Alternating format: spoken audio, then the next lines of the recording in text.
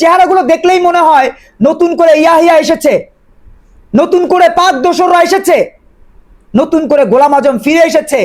মধুর ক্যান্টিনের সামনে বসে আজকে মুক্তিযুদ্ধের পক্ষে, সংবিধানের পক্ষে, স্বাধীনতার পক্ষে যারা কথা বলি তাদের টুটি চেপে ধরবার চেষ্টা করছে। প্রিয় বন্ধুরা আমার, আজকে তাদের ব্যাপারে কেউ সরব না। কথা বললেই বলে আওয়ামী লীগের দালাল। আরে ভাই, আওয়ামী লীগের সময় তো মমিন মেহেদী 2018 সালে গুম হয়েছে। সেই মমিন মেহেদীকে আপনি কিভাবে আওয়ামী লীগের দালাল বলবেন? কোন যৌক্তিকতায় বলবেন?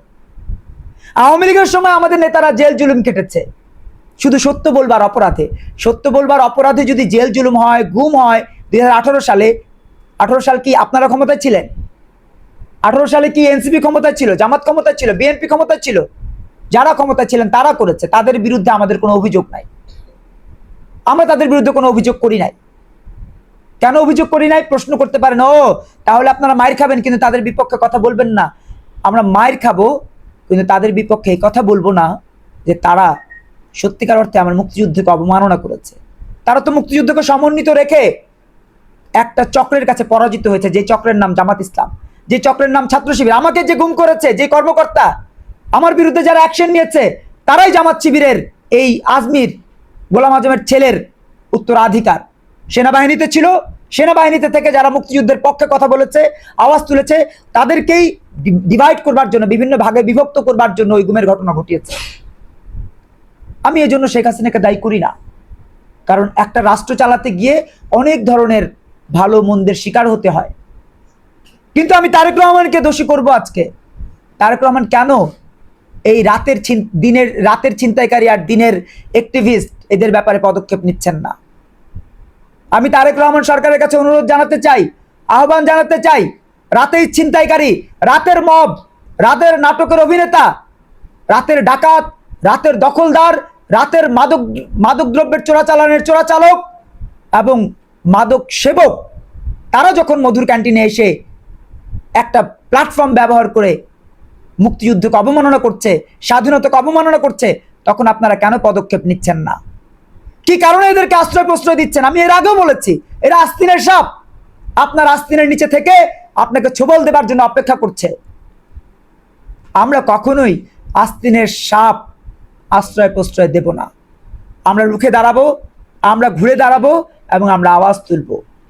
প্রতিনিয়ত আমরা কথা বলতে চাই, বারবার একটা কথাই বলতে চাই, 71 মানেই এক সমুদ্র, আর সেই এক সমুদ্রের কাছে 24 এক ঘটি পানি। এক ঘটি পানি দিয়ে না ঠিক মতো প্রাকৃতিক কর্ম সারার পরে পরিষ্কার হওয়া যায়, না ঠিক মতো তৃষ্ণা মেটানো যায়, না সত্যিকার অর্থেই নিজের অন্য কোনো কাজ সম্পন্ন করা যায়। এক ঘটি পানি দিয়ে কিছুই করা সম্ভব না। কিন্তু আমার মুক্তিযুদ্ধে এক সমুদ্র, এই সমুদ্র দিয়ে খাল হয়, নদী হয়, মোহনা হয়। সেই সমুদ্রের মোহনায়, সেই নদীতে, সেই সাগরে আমরা আমাদের বাংলাদেশের স্বাধীনতার, স্বাধিকার, সার্বভৌমত্বের যে আওয়াজ তুলতে চাই, সে আওয়াজ তুলবার জন্য তাদের কোনো জিডি বলেন, অভিযোগ বলেন, আমরা কোনোভাবেই এটাকে মনে করি না যে আমাদের বিরুদ্ধে কোনো রকমের আইনি পদক্ষেপ নেবার জন্য যৌক্তিক জায়গা তারা তৈরি করেছে। আপনি শাহবাগে করেছেন, কুষ্টিয়ায় করেছেন, কিন্তু আপনি জানেন না যে লজিকটা কি। কি লজিকের ভিত্তিতে আপনি আমার বিরুদ্ধে অভিযোগ করছেন? আমি বলেছি, আমি ঘৃণা জানিয়েছি।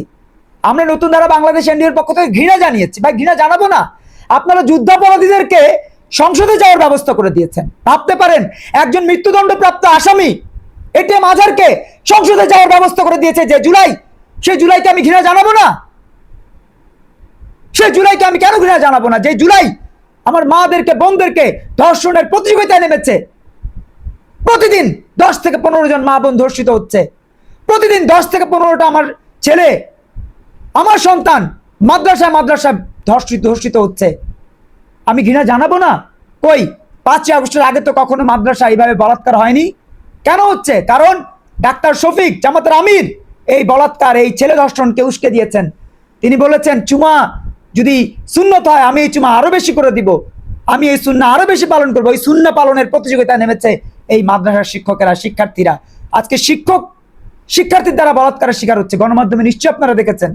5 আগস্টের আগে এটা কল্পনা করা যেত? এই আমাদের